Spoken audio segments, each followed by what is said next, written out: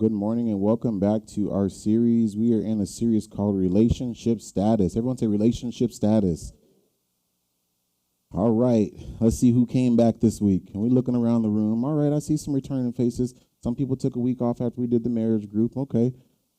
Singles, they was all right. They came on back, but the married folks was like, I need a week or so. Let me come on back and talk about this. So I'm glad that we made it through. I'm glad to see everybody back in the house. Thank you all for joining us online. Thank you for being there. Thank you for the online team that serves every single week. I don't know if you guys know it, but there's a whole group of people that serve, specifically our online group. It's led by Steven.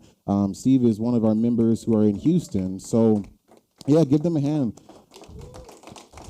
So they make sure that everyone who joins online, the same way that we do during praise and worship, where people can come up for prayer, they do the same thing online. If you want to come up and you want to receive prayer, they can send you a message. They can go back and forth with you. They're on the chat. When it's time for giving, they do it all there as well. And then when it's time for the service, they'll go back and forth communicating with each other. So I'm grateful for that team that works. There's a lot of different pieces that makes the church click, and I'm glad to see all of them working together. So we're finishing up our series on relationship status, and then next week we're starting a new series, of course, and it's really good, y'all. It's really, really good. We're dealing with miracles in our next series. So all next month we'll be talking about the miracles that have been performed in the Bible. So, but this series, we looked at week number 1, it's complicated. Yeah, did you hear the room? Yeah, ooh, yeah. I tell y'all, this series has been heavy, but it's been fruitful. So if you're a single person, I would watch that one back. Week number 2, we looked at married today, praying for tomorrow. Last week we looked at family or just blood, and this week we're focusing on a true friend. A true friend. I know you want to do it. Just come stand next to me. I seen it in your heart. He kept doing unnecessary bathroom trips and everything else.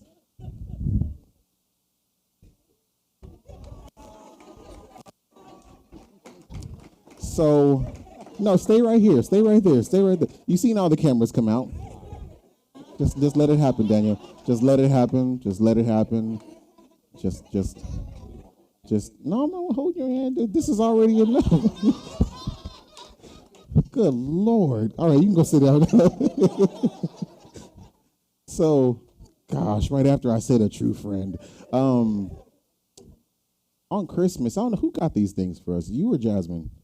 Jasmine got these shirts for us, and she's been trying to get us to wear them since Christmas. And I said, Daniel, I'm not wearing a matching shirt with you. And then here enough, got a message yesterday. He's like,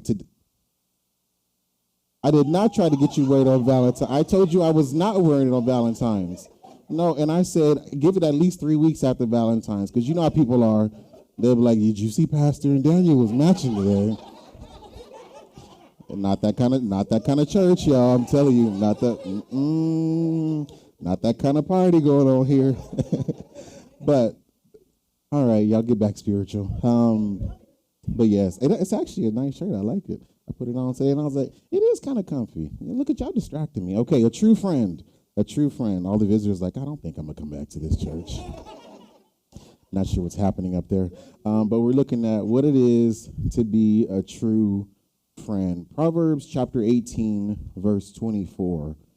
Proverbs 18:24. Remember, if you have the app on your phone, to pull up your sermon notes so that you can follow along. And then afterwards, please remember to email them to yourself, because they do reset every service. So you got until Thursday before the next Bible study pops up. And then from Bible study, you got until Sunday. So send those to yourself so you have them. But Proverbs 18:24 says, a person of too many friends comes to ruin, but there is a friend who sticks closer than a brother. This Sunday, we're going to be looking at what both mean, because you have some people who are friends, you got some people who are close brothers, then you got other people. There's nothing wrong with just having other people. If I have a lot of friends and I got a lot of people who call themselves friends, friendship is a responsibility. Friendship is a responsibility. So it's tough being a friend, because if you're a true friend, then you have to go through some stuff with that friend. A friend is not someone, or it should not be someone that just kind of pops in and pops out. Y'all can pull that down. It shouldn't be someone that pops in and pops out. A friend is someone who sticks closer than a brother. Now, we know that Christ is the ultimate. Now, we can't get no higher than Jesus. So just in case anybody says, well, Pastor didn't say that Jesus is a friend. Well, he is. We know that. And I'm tired of us just talking about that and then going home to negative influences. I'm a friend of Jesus. Yeah, but he ain't the problem. It's Susan, it's Heather, it's Jake. It's, those are the friends that we need to address, because it's never about what's happening here, because a lot of people have mastered this. You become super Christians, but you got terrible people who are surrounding you. So we go here and we get all pumped up, and yes, in the name of Jesus, and then you go home and you deal with people on the phone who are not a friend. It's someone who may have been there for a long time, but is it a friend? Point number 1 says, my company matters. Point number 1, my company matters. It gives a whole new meaning to handling my own business, minding my business. My company matters. Who I surround myself with matters. It matters. 1 Corinthians chapter 15, verse 33, it says, do not be deceived. Bad company corrupts good morals. That's all it says. Ain't nothing else to that scripture, Jay. It's just they said bad company corrupts good morals. So who I keep around me does matter. Proverbs chapter 11, verse 13 through 15. I'm going to do 2 scriptures because we've seen that bad company corrupts good morals. You ever had someone that's like, well, they used to be. What happened? Bad company corrupts good morals. Proverbs chapter 11, verse 13 through 15. One who goes about as a slanderer reveals secrets, but one who is trustworthy conceals a matter. Verse 14 says, where there is no guidance, the people fall. But in abundance of counselors, there is victory. Another version says there is safety. 15 says, one who is a guarantor for a stranger will certainly suffer for it, but the one who hates being a guarantor is secure. Can you co-sign on a loan for me? Proverbs chapter 11, verse 15 says, one who is a guarantor for a stranger. I just gave somebody an out right there. I ain't signing on nothing for anybody. I tell you, we can have all the blood running through your veins that matches me. I'm not co-signing for anybody because I can't guarantee forever. Because when I hook myself up, I become more than just a casual acquaintance. Well, that's friendship status right there. When I really connect to something and I guarantee something, that's a different kind of step right there. But let's back up a little bit. He says, one who goes about as a slanderer reveals secrets. We all have those people who just talk too much. We have people who just share a little bit too much, and you try to say something in confidence to someone, but it ends up, well, how did you find out about that? Or how did you, like, only I knew that, and only they knew that. We're looking at what it is to be a true friend. So being a true friend, we have to stop and see, who are we sharing vital information with? Because everybody should not know your life. Everybody does not deserve to know your life. You hear me? Everybody does not need to know what's going on. If you go to my Facebook, you'll see clips of my life, but you won't know what's going on in my house. I should not be able to go on your social media and never have to talk to you. There's some people, Miss Renee, their whole life is just right there. Every mood you was in, every meal you ate, every time you barked and slipped and your dog coughed. And do we hold anything here? Because when we release it out, you give people the opportunity to corrupt it, but you also let the enemy know what's going on. Why do you think that we have the ability to pray in English and speak in tongues? Because he cannot understand this language of prayer. There's some stuff that you just should not be sharing about. So when you finally locate someone that says, you know what, this person does not go around as a slanderer. I never hear them talking bad about people.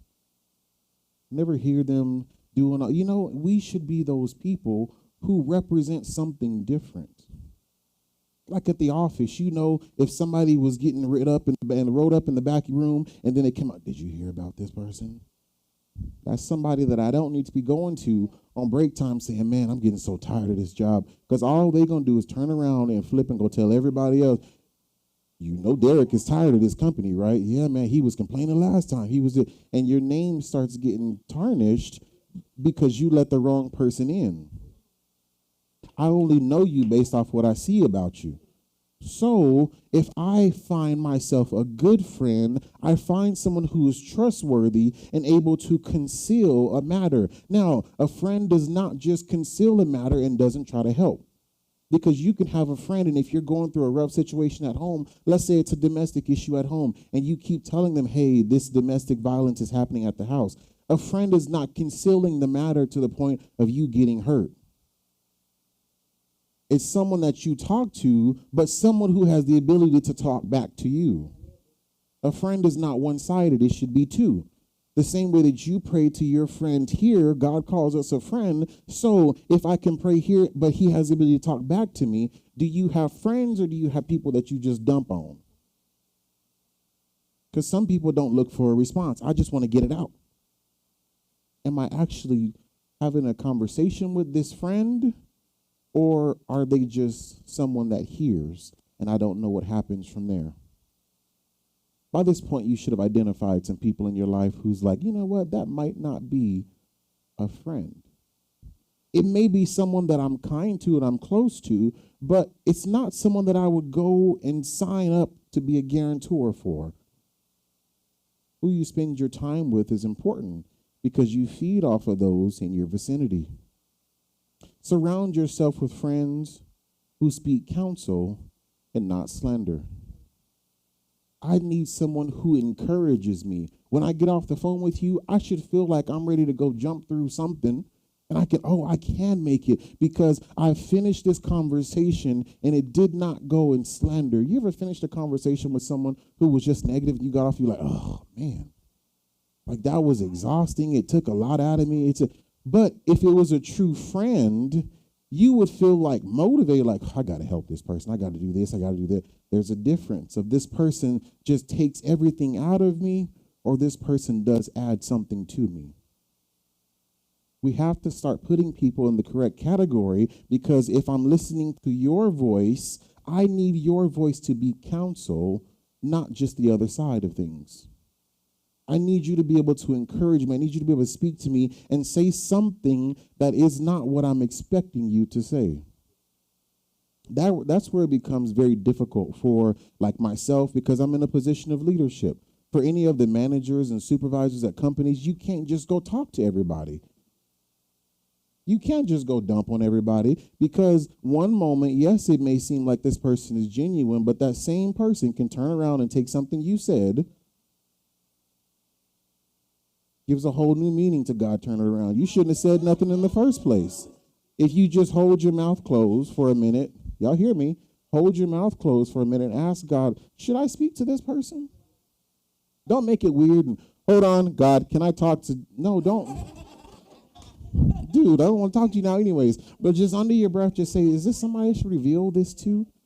Because we want to get it out, but sometimes it's in the wrong environment. It's in the wrong environment. It's a legitimate need. It's just in an illegitimate place. Find your person. Find who's not pulling and trying to dig and who's trying to take. Find someone who's just wanting to offer counsel when it's available. Removing yourself will be needed because your friendship will eventually be tested. Removing yourself will be needed because your friendship will eventually be tested. I talk about my friend quite a bit he was at my party a couple weeks ago, but Terrence, when we were in second grade, of course, I told y'all the story about how our friendship began. Through that last 20 years or whatever, we've had so many testings of, is this true friendship or is this just somebody who's there? Because true friendship doesn't let you go without having your rent paid. True friendship doesn't say, I got a fat steak on my table, but you have nothing on yours. True friendship is looking at your account and seeing, I got $50 here, and you asking for 27. Friendship push send. Acquaintances get no. This should be helping you to identify who is a friend, because not everybody is someone that's going to be there in the company that you want to keep down the road. Let me dig a little bit deeper. Point number 2, how far will you go? How far will you go for this friend? We've had friendships that have driven us to the point of where we're driving thousands of miles to get there to help somebody. Anybody in here ever went across country to help pick up a friend or move some stuff or do something? That's a true commitment, because you got miles to think, why in the world am I going down here for this person? Because it's selfless. I get nothing from this other than that person saying thank you, and I'm not looking for anything from it. You know when it's a friendship, when I don't expect anything in return. Why do you think Jesus is a friend of ours? He can't get anything from us. Like there's nothing that Jesus can ever do to get something from me. That's why I can only worship. I can only praise. I can come in and give my seed. I can come in and I can just try to put something on the friendship. But a true friendship never feels balanced. You always feel like, I owe this person so much because they should be giving as much as I'm giving. You know if you have a friend when it feels like it's always out of balance. If it's always out of balance, I feel like and that's what gives us the ability to keep on going. But point number 2 says, how far will you go? John chapter 15, verse 12 through 17. It says, this is my commandment, that you love one another just as I have loved you. Greater love has no one than this, that a person will lay down his life for what? Say it again. Now, hold on. Let's back up really quick. He said lay down his life for his friends. There's some spots up here. Y'all too clean to sit anywhere besides on the front row. Hold on back there. Greater love has no one than this, that a person will lay down his life for who? I don't know if y'all understand what this means. Lay down his life. Now, I've been telling y'all about driving across country. We've talked about sending $27. That was light stuff.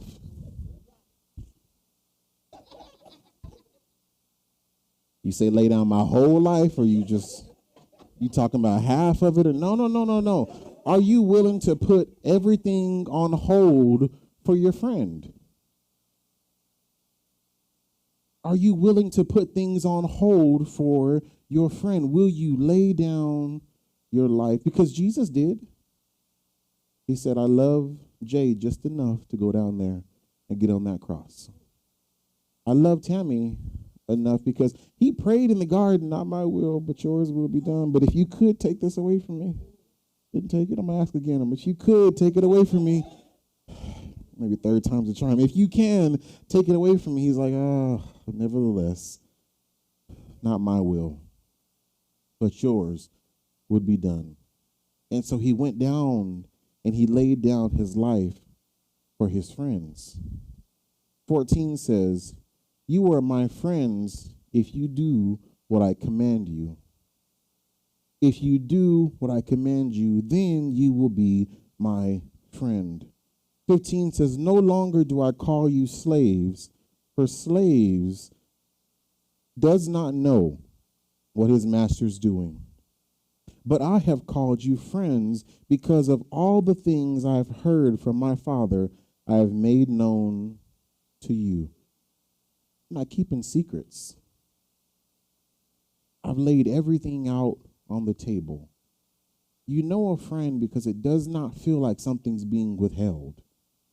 It doesn't feel like I'm prying and pulling and I'm trying to get you to. A friend is just there. They do what you're asking them to do because they see that it needs to be done.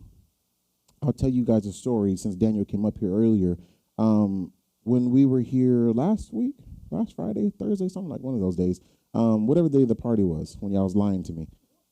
What is it? Saturday? You did lie to me.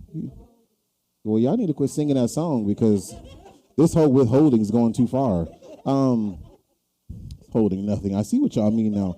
So we came up here and we were supposed to be going to lunch, whatever it was.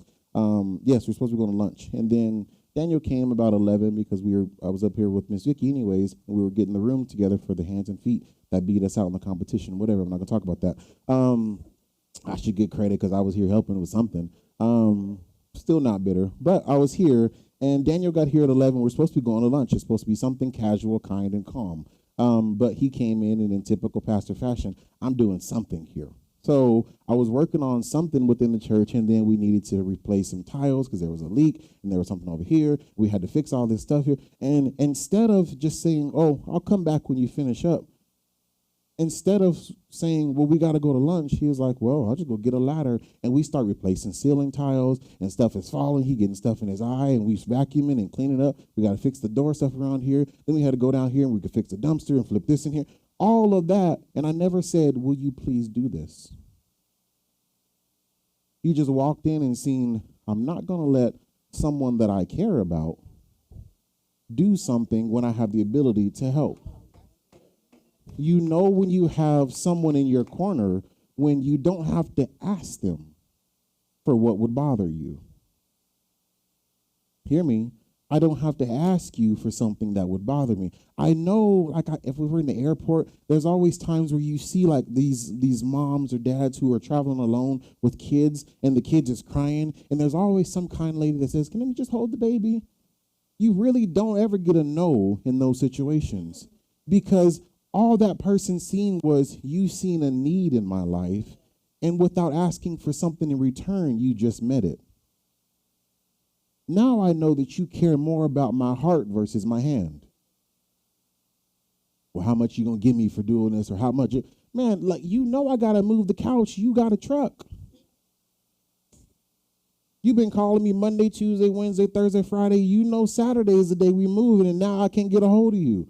That's not a friend. But look here, it's also not a friend that you only call him when he needs that, when you need that truck. Hear me? I need it because, no. A friend sees that, hey, they need something. I got a little bit extra. I'm going to automatically think about, who can I give it to? Me, I'm a natural giver. I love to give. If I can get extra, I'm going to give it somehow, because I believe that people deserve to see what it is to be friends. They deserve to see what it is to be connected to someone, so we get a chance to share versus withholding. This is why Jesus said, I no longer call you slaves, because a slave, just stay out there, do what I told you to do, and don't worry about what's going on in my life. That's not what we're aiming for. We're aiming because Jesus said, there's no more secrets. It's all right here in the book.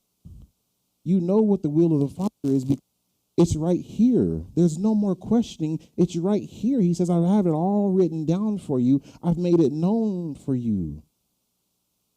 A friend doesn't stop at convenience. They stop at completion. A friend doesn't stop at convenience. They stop at completion. Some days, those people you call friends need to see what it is to be a friend of God. You're friends with Jesus. I can tell because of how you treat the friendship with me. You stick it out till it's done. You stay until it's finished. You don't stay until you're tired. You stay until we're done. You stay until we are 100% finished. Those are the people that I consider friends. When you stay until it's finished. When we finish up a party, you don't just say, whoo, I got my to-go plate and I'm out. That's not friend-like behavior. Friend-like behavior, Miss Vicky was at our house for one of the parties that they was doing, and we almost had to kick Miss Vicky out of the house. It was her first time being there, too. And Miss Vicky was opening up doors and going and stuff right here. Pastor, where you got the Clorox? And where's your gloves at so I can go clean the bathroom here, Miss Vicky? You just came to party. But in her heart, she says, I'm not going to let a need stand in front of me and me walk away from it. So right then, I found out what her heart is, that I'm never going to let something that could be done not be done when I had the ability to get it done. That's how you know when you're connected to someone. And when it takes that, I'm glad that person was here. I'm glad that they were there. That's how Jesus did us when he looked and he said, I can't just let them pay the weight of, man, the cost of sin is too high for them to carry. I can stay up here in my cushy place in heaven. I'm the Son of God. I don't really have to do it. But I got streets of gold up here. Anything I ask will be done. I'm sitting next to the Father. I'm seated at the right hand. He right there. But I'll get up. I'll get up when it's not convenient for me. I'll get up and I'll go even when I don't feel like it. A friend is the one where in the middle of the night when that phone rings, you don't just say, what in the world? It must be a butt dial. A friend is one of the ones that say, hey, everything good? Like I don't need nothing. Hey, you know it's a friend because they get like defensive automatically. What's going on? They want to make sure you're fine. They want to make sure that you're good. I'm saying all of these things because a lot of us have been trailing with friends for 20, 30 years that you thought were friends. But when you're sitting alone, you still feel like I'm alone. If I had someone I could talk to, if you continue trying to pull everybody with you and just try to keep face, keep kind, I got to keep everybody around, then you'll never find out who's supposed to actually be there. I don't have time to pull somebody along with me. You either got to keep up or you need to find your circle. Hear me?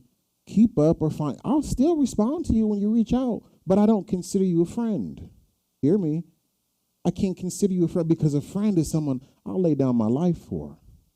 It's someone that I'll go the extra mile. It's someone that I don't mind going short because it's going to make you come up. We'll figure it out on the back end. That's a true friend. Someone that it does not matter. I'm going to stop at completion. And until you're willing to lay down everything, don't call them a friend.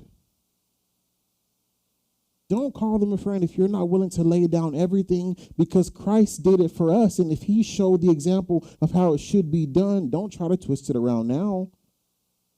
He says a friend will lay down his life. He's not calling you a slave. So your friends should be a friendship status. We're talking about relationship status. Your friends should be a friendship status. So don't treat friends like slaves.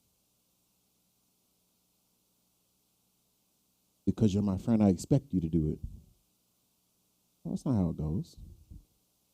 That's a slave mentality of you here, get it done. Why? Because I asked for it. And if it's not because I asked for it, it's because I'm telling you now. That's not a friend. That's somebody where, you take this and I'm out of here. That's not how we do it.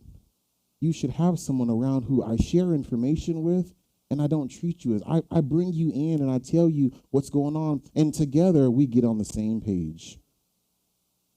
We need to get true friendship back into the church, back into our lives. Because when you have friends, things get easier. Things get lighter because you stop carrying it all by yourself. We were in our group, and I won't tell you what we talked about, but our dad's group met for the first time this week, and it was just really cool to see all the dads sitting around the table. We didn't talk about our kids too much. We didn't talk about anything other than just what it is to be a dad. You'd be surprised how many people just want to talk about something. I had a list of stuff that I was preparing to talk about and go through, and I was supposed to cover, and I was worried because I don't know if, you know how men are. Sometimes we open up and sometimes we don't. I didn't get to a single question because you'd be surprised how many people are just looking for a connection. I just want somebody of like mind to break this down with. I just want to be able to share something. I want someone to know my life. And then I say, oh, my God, Elgin, you going through the same thing? I didn't even know. Like, your stuff is going. Oh, okay. So how are you doing it? Okay, so that I can tweak mine a little bit. And, I actually did this. And you can do. Oh, I didn't know. You start building. I feed off of a friend. But somebody else just pulls from me and says, thank you. Maybe. They just take it and go. How are the relationships? Are they balanced? Are they imbalanced? I promise you, if somebody don't leave here and go through their friends list, then you weren't listening to me. Well, Pastor, how do I know who my closest people are? Open your phone. Just do one scroll. That's your circle. You ain't got to do two, because them people was like 3-4 months ago. Your circle is up top. Well, they ain't my circle. They just somebody I work. That's your circle. Because when I leave work, God bless y'all. However, y'all not my friends. I don't come here for friendship. If you going to work for friendship, that's good. I don't go places. If I'm going to meet with somebody, or if I'm out and we're doing an event or a conference, I'm not looking for friends there. This is business and I'm out. My friends are already locked in. I'm not taking any more applications. And that's how you have to treat it, because what if all of my friends, listen, what if all my friends hit at the same time? There's not enough Jerome to spread around. Because let's go back to that account. That 50 in there, I've already gave 27 to this friend. What if this friend needs something too? Hold on now, I got too many splits. You got too many people, too many friends. That person comes to ruin. I can't be a guarantor for everybody, because then my name becomes no good. Let's talk about it. We see that you've co-signed for this car. Yeah, that's just my buddy. We also see that you've co-signed on this apartment. Yeah, that's my cousin down the road. Okay, we've also seen that you co-signed here. Yeah, but I got a good job, so I should be fine. No. You've lent your credit out. So I cannot approve this application because there's already too much outstanding debt. A friendship is carrying debt. It's carrying the weight of someone else, and you have to be wise for your own account balance. For sanity purposes, you can't keep everybody leeching off of you. Be careful right now. We all know taxes just hit. Your phone ring with somebody who ain't called you in 3-4 months. Just respond with an auto message. God bless you. Church is on Sunday at 9 a.m. I look forward to seeing you. The kids are doing well. I'm not doing anything right now. Yes, the family's still good. No, I'm not watching the debate right now. Yep, I did do that. And then we can just send it on, because that's the conversation before they get to an ask. Know who your circle are. That way you know I can trust this person with the next step of my life. Be careful moving to the next step with the wrong people. The wrong people make you feel like there's weight.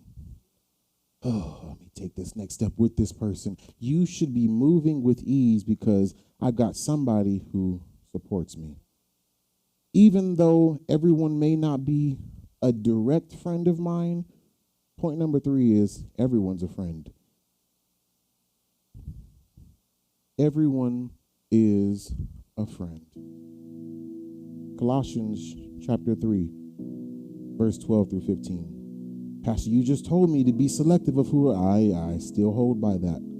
However, everyone is a friend. Why is everyone a friend? Because you signed up to follow Jesus. You signed up to go to church. I didn't make none of y'all wake up today. All of you got up on your own accord.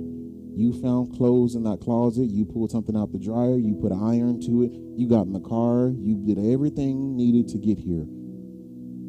Because you are a friend of Jesus, everyone's yours. Everyone's a friend of yours. And we'll talk about it here. Colossians 3, 12 through 15 says, so as those who have been chosen of God, holy and beloved, put on a heart of compassion. For those who have been chosen of God, holy and beloved, put on a heart of compassion. That's you. Put on a heart of compassion. Put on a heart of kindness, humility, gentleness, and patience, bearing with one another, and forgiving each other, whoever has a complaint against anyone. Just as the Lord forgave you, so must you do also. Dang, got me. Because there's no way that I can say, Lord, I thank you for forgiving me, and then hold a grudge. I can't say thank you for cleansing and clearing the debt that was once owed by me, but you still harping on that person for that $18. Move forward. move forward, because I can't think in the future always holding on to the past. So I have to put on a heart of compassion and remember, if he forgave me of a lot, I can forgive you for a little. 14 says, in addition to all these things, put on love. See, when we woke up this morning and I knew I had to wear this shirt, I didn't want to necessarily put it on, but there was a couple people involved in the process who I love. Hear me. Listen to me. My wife was involved. My mom was involved. Daniel was involved. My kids were involved. Everybody had a piece in Pastor putting on this shirt today. Everybody was around and we opened them up. There was like, oh, they're going to do it. All of that flooded my mind. So the same way here, you have to make a conscious effort to put on love. I don't want to do it. I don't really feel like they deserve this love, but I'm going to put on, because I remember where I used to be. I remember where I could have been, and I remember where I should honestly be standing. So, because of all of those things, I'm putting on love. This is what makes you go up to strangers in the airport who are struggling with those children and say, would you mind if I help? My flight's not until another hour. I got some time. I can hold the bottle for you if you want me to. It's where you get home on a Saturday, you got all this day left, and you see somebody outside struggling with their yard and trying to pull stuff. It's what makes you pull over and say, I can grab that for you real quick. It's what makes you say, I got bigger stuff going on, yes, but I'll take time and help you. Yesterday, we were moving stuff and putting stuff on the box truck, and we're trying to get it all done. And the other lady on the other side of here, she was struggling getting something out of her car. I could have said, that's all you. You over there, I'm over here. That's not how I did it. I said, hold on, y'all. You need some help real quick? And we unloaded her car. Had nothing to do with me. But I'm not going to have the means to help you and watch you struggle. Will I volunteer her my whole life? Will I tell her everything that I would tell a close friend? No. But that didn't mean I couldn't be a friend in that moment.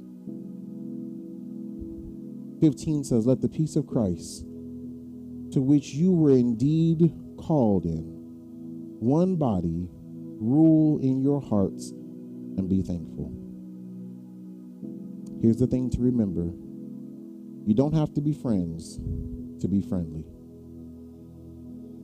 You don't have to be friends to be friendly. He's calling all of us to be friendly with somebody. Just be nice. You don't got to give them your whole everything. Just be nice. It may not be that I go over to your house for a cookout, but before I close my garage, I just look at the neighbor and say, hey, how you doing? That's friendly. It may be when you're in the grocery store and you know you got time, you just out there killing time, and somebody who's stressing out behind you say, you can go in front of me if you want to. I'm good.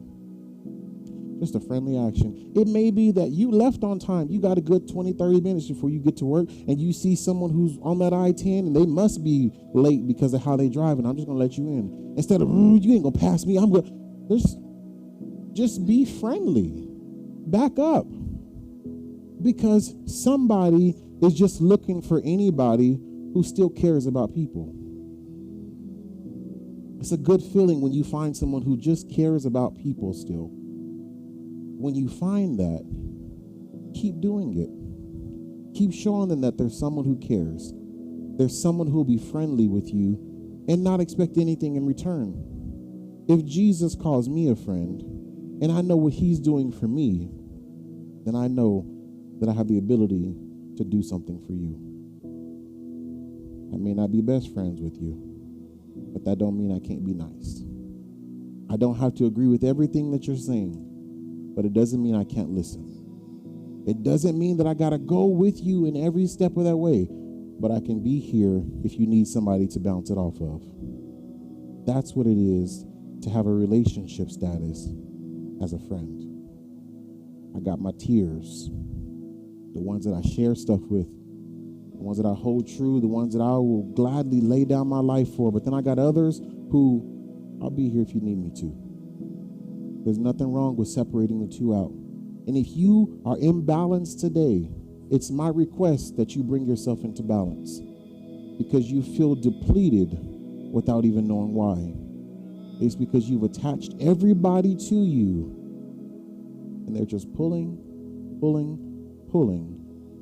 and no one's putting anything back. So let's balance it out and keep those who are supposed to be close. Every head bowed. Father, we thank you now for your word.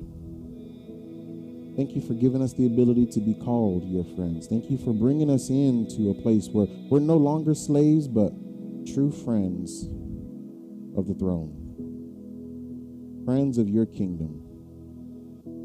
Thank you for calling me a friend. Thank you for forgiving me. If you're in this room and you say, Pastor, I've never received Jesus, but if you're telling me that I can be friends with him on that level, and you're telling me that I can really bring all my cares and cast it on him because he cares for me, and all I have to do is make a decision in my heart and say, I'm ready to accept Jesus as my Lord and personal Savior. If that's you and you say, I'm ready to commit my life to him, just raise your hand. I see that hand. I see that hand. Pastor, I've committed my life to Jesus before, but if I'm being honest, I've gotten off track. I'm ready to make the decision to realign. Don't care who's looking. Don't care what anybody else thinks about it. I just want to make sure I'm good with Jesus. I want to rededicate my life today. If that's you, just raise your hand. I see that hand. I see that hand. Everyone repeating after me, say, Lord Jesus, today I make the decision to follow you. I ask you now to forgive me of anything that's not like you. Come into my heart. Be my Lord. Be my Savior. I want to follow you all the days of my life. I confess now that you were virgin born, died on the cross, and rose again just for me. I receive the gift of salvation now and forever. In Jesus' name, amen. Come on, put your hands together.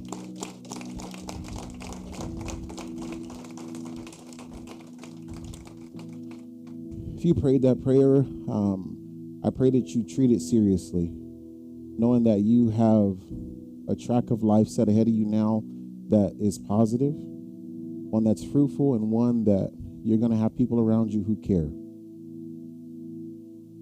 Before we go, and I know we typically end right here, but give me about 2 more minutes if you don't mind. There's something that I wanted to do, and we went back and forth of how we were going to do it, and you guys know me. I'm very transparent. I'm very honest with y'all about what we do with church funds and how we handle things, okay? We have everything that we saved from phase 1, 2, 3, and it's all in the appropriate buckets. But there's something that I feel like our church deserves and something that I want to do. And I went back and forth because y'all know, if you don't know me, if I could just pay it myself, I would just do it. But I have to break myself from doing that because I never give the people an opportunity to receive the blessing that comes from giving.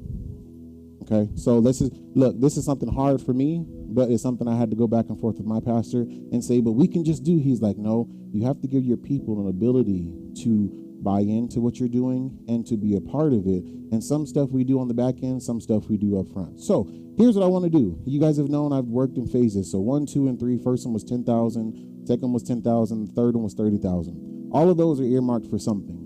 There's another project, and it's going to work in phase 4. So phase 4 of our campaign is going to be broken into a few different things. So phase, it's going to be A, B, C. So A is our chairs. So I want to be able to switch out the chairs that we have in here because these were good for when we started, but I think that we deserve some actual church chairs with some padded stuff on them, and so we can have a nice, clean, comfortable seating arrangement. So A is going to be our chairs. B is going to be our church shuttle. So I want to get a nice shuttle. I'm saying shuttle because I'm going back and forth with the class of vehicle that will get but I want to get a shuttle so we can get people to and from church. I'll be honest with where I am right now for B. I want to buy a limo for our church. Everybody gets picked up in a 15-passenger, and it kind of gives you that feeling of, I already had to ask for a ride, and I got to be up high, and people looking in the window. I'm being real, like, I don't want to get in there, but if anybody ever has been picked up in a limo before and, like, been dropped out, you feel different, right? So I'm like, if it's the same price, get something that's going to make them feel good. So that's where we are. We'll deal with B when we get there. And then C, we're going to build one of these classrooms out for a special needs and autism room. So those who have special needs, we're going to bring someone on staff. We're going to actually make sure we hire this person. They need to be someone qualified to be able to handle it. But I want our ones who have special needs or any kind of whatever it is to be able to be cared for in the correct manner. So A is going to be our chairs. Put that up there, Kevin. So we have a seat for every soul is going to be the first micro phase. So that's going to be A. And the goal is very easy, y'all. It's only $6,770. So what I want for our church, everybody that's here, I want you to at least sponsor one chair. Y'all with me? So sponsoring a chair is easy. It's just $60. So $60 pays for one chair to get in here. I want to purchase 100 for our church. So we have 100 seats in here. Here's how we're going to do it. If you have a family that comes with you, this is my request. If you have a family, stretch and buy a chair for every person of your family. Y'all with me? Jasmine and I, we have 6 between us 2 and then my 4 kids. So we bought the first 6 chairs of the campaign, and then we also bought an additional 4 because I want to have one that represents my kids. So we took care of the first 10 chairs. So we did that already, and then there's a couple people my mom has already put in there as well. There's a couple people who found out about it but are getting into it. But I don't like phases to drag on. Y'all know that, because I believe that everything we need is in the house. Amen? So here's what I want you to do. Pull out your phone for me. Pull out your phone for me. You know how we do. I'm going to think about it and pray about it. Ain't nothing to think about. You know that you want to take care of it, and you know that you can or you cannot. So I'm not going to tell you what to give, but when you go onto the app and you see right there, there's like new chair campaign or something, just click on that, or you can scan this code. What it does is it gives you the ability to make a pledge. You can make a pledge, and then you can click the next screen and pay your pledge right there, or I'm asking that this campaign be done within 1 month. You with me? Y'all with me? I told y'all this is awkward for me anyway, so, because I would like to just buy them myself and they'd be like, oh, surprise, but then I get the blessing and I never give you a chance to be a part of it. So this is me saying, let's do this together. Are y'all with me? Because I believe that we should have some nice, comfortable seats, and it adds 6 inches of depth here, so you have some more support, and it's got a nice back. They're really nice chairs. But I told the lady, just hold on, because I want the church to be able to be part of this. And we've done every single thing that we said we were going to do here, but you just can't see these because I don't send the bank statements to everybody. But all of this stuff is in place. But I don't want to pull from anything that we've committed before, because that should stay there, and we should keep moving forward. Y'all with me? So you can make your pledges on there. If you can pay your pledge, pay it right away. And if not, you're going to see it. If you click on the app on your profile thing up top there, you'll see pledges so you can pay towards it down the road if you choose to do that, okay? But I would like to, at least this evening, for our finance team to be able to get together and see, like, okay, this is what's pledged, and then we can kind of expect from there. Y'all with me? I think we can knock this out, not even in a month. I really think it'll be done sooner than that. I really think it'll be done sooner than that, because it's not a really high amount, and we put exact on there because we're not looking for nothing extra. We're not looking to pay anything extra. We're going to get those. We're going to put them in here. We're going to say, see, there's your chairs. So that's how we're going to do that. So if you can, make your pledge today so that we can get that taken care of. Because on Easter Sunday, I would like for all the new people who come on Easter to be able to come in to a nice sanctuary. It's already nice, but I want them to come into some nice new chairs that represent, hey, our church is growing, it's a building. But then on the back side, y'all know I got a business brain. What's going to happen is all of these chairs will be loaded into our box truck. Y'all bring me down just a little bit over there. Bring the music down just a little bit. All of these chairs will be loaded up into our box truck, whatever cannot fit into the kids area, and then we're going to hire someone to handle an equipment rental business for us. So the church will start renting out chairs and tables. Listen to me. All of the revenue from that will go towards kids and to evangelism. This way, we're not having to pull from what's coming in here, but since everybody outside is paying for our chairs and table, we send the money back to those outside. Are y'all with me? Man, y'all playing me. Okay, so that's the goal. So you see what we're doing now. We're going to flip these, and we're going to be able to support our kids longer term and our evangelism efforts. All of that will go straight to helping those people who are out in need. It's going to help all these families and things happening on. Y'all made y'all pledge? Who made your pledge? Put your hand up so I can see it. Okay, I see some people pledging. All right, look, stand up. We can go home now. We can go home now. I shared what needed to be shared. Did y'all enjoy the message today? Next week, we start a series on miracles. We're starting on miracles next week. Remember, this Friday is the women's event. So please get here. What time are y'all getting here for the team? 5 o'clock for those who are volunteering and helping, or if you just not on the list to sign up and help and you want to come at 5 o'clock, show up at 5 o'clock. I'm sure there's something to do, but let's make sure we welcome and host all of those people who are coming, and then I know it's going to be a great time. Those who can, on Thursday at 6 p.m. is prayer. What time is prayer? Tuesday. Ooh, goodness, thank you. Thursday is Bible study. It's a lot of stuff y'all doing. But Tuesday is prayer. This Tuesday will be specifically praying for the women's event on Friday. Okay, so if you can come, make a stretch and get out here, especially those who are serving on the team for Friday, get here so that we can anoint the building, we can pray for everything. That way when the ladies come in, we ain't got to work as hard to preach and everything, because those chains will fall off before they even walk on the door, and it's easy for them to get in here. Okay, so Tuesday is there, but other than that, we are all good. Let's put our confession up there so we can go ahead and go home. Say it with me on 3. 1, 2, 3. This is my church. I go here, I sow here, and I grow here. This is the year to be established. The church is growing, and so are we. This is life at FLC. Give somebody a hug. Tell them you love them. You're dismissed in Jesus' name. Everywhere I go, but I got a shield that keeps me for real on me.